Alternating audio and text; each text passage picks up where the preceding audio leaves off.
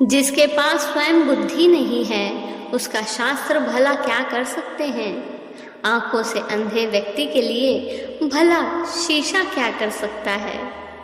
बड़ी बड़ी पुस्तकें पढ़कर संसार में कितने ही लोग मृत्यु के द्वार पहुंच गए, लेकिन सभी विद्वान ना हो सके।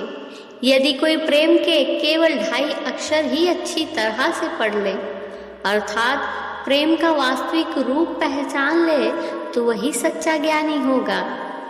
शक्तिशाली व्यक्ति को कभी अपने बल के मद में चूर होकर किसी दुर्बल पर अत्याचार नहीं करना चाहिए, क्योंकि दुखी हृदय की हाय बहुत ही हानिकारक होती है। दुखी व्यक्ति की बद्दुआ से समस्त कुल का नाश हो जाता है।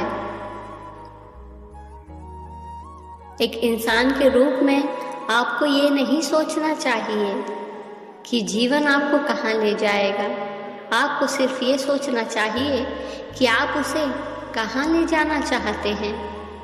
जीवन का आपका अनुभव कितना गहन है और आप जो करते हैं उसमें आप कितने असरदार है। जीवन में बस इतना ही वाकई में मायने रखता है। जो लोग अपने शरीर मन ऊर्जा को सचेतन और कुशलतापूर्वक इस्तेमाल करना नहीं सीखते, वो हमेशा सोचेंगे कि दुनिया में बहुत अन्याय है। आप कितने सफल हैं यह वास्तव में इस पर निर्भर करता है कि आप अपने शरीर और मन को कितने अच्छे तरीके से इस्तेमाल कर सकते हैं। अगर आप हर दिन अपनी एक सीमा तोड़ते हैं तो आप एक दिन मुक्त हो जाएंगे। आपको कितना समय लगता है यह इस बात पर निर्भर करेगा कि आपकी कितनी सीमाएं हैं। अगर परिस्थितियां ये तय नहीं करती कि आप कौन हैं, बल्कि आप तय करते हैं कि परिस्थिति कैसी हो, तो यही सफलता है। तनाव किसी खास परिस्थिति के कारण नहीं होता, यह आपके खुद के सिस्टम को न संभाल पाने के कारण होता है। अगर आप स्वयं को वैसा बना लेते हैं जैसा आप चाहते हैं, तब आप आपके भाग्य को ठीक वैसा ही गढ़ सकते हैं जिस तरह आप चाहते हैं। अगर आपके पास देखने की दृष्टि है, अगर आप में अपने भीतर और बाहर जीवन को महसूस करने की संवेदनशीलता है, तो हर चीज़ एक चमत्कार लगेगी। व्यक्ति के ऊंचे कुल में जन्म लेने का क्या लाभ जब उसके कर्म ही अच्छे ना हो। यदि स्वर्ण कलश में मदिरा भरी हो तो भी सज्जन उसकी निंदा ही करते हैं। निंदा करने वाले व्यक्ति को हमेशा अपने पास ही रखना चाहिए। ऐसा आदमी हमारी कमियों को बताकर हमारे स्वभाव को बिना साबुन और पानी के साफ कर देता है। आप में आपका कुछ भी नहीं है, जो कुछ है वो सब परमात्मा का है। यदि परमात्मा को सौंप दिया जाए तो आपका क्या है। अर्थात जो मनुष्य अपने अहंकार में हमेशा मेरा मेरा करता रहता है, वो मूर्ख से कम नहीं, जबकि उसका कुछ भी नहीं है, सब परमात्मा का है।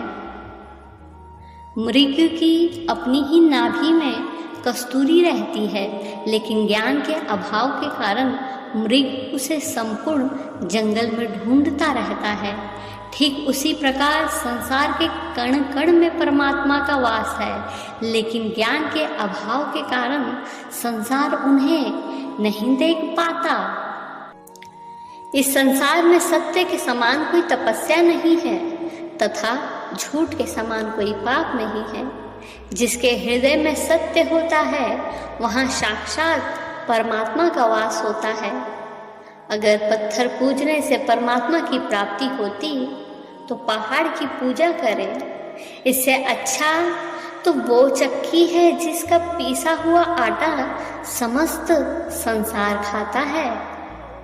जैसे तिल के अंदर ही तेल है और अग्नि के अंदर ही प्रकाश है, ठीक उसी प्रकार ईश्वर को भी इधर उधर ढूंढने की जरूरत नहीं है, क्योंकि हमारा ईश्वर हमारे अंदर ही है। यदि हम ढूंढना चाहे तो उसे ढूंढ सकते हैं। सभी लोग दुख में परमात्मा का स्मरण करते हैं, लेकिन जब सुख आता है तो कोई भी परमात्मा का स्मरण नहीं करता है। यदि सुख में परमात्मा का स्मरण किया जाए तो जीवन में दुख ही क्यों होगा।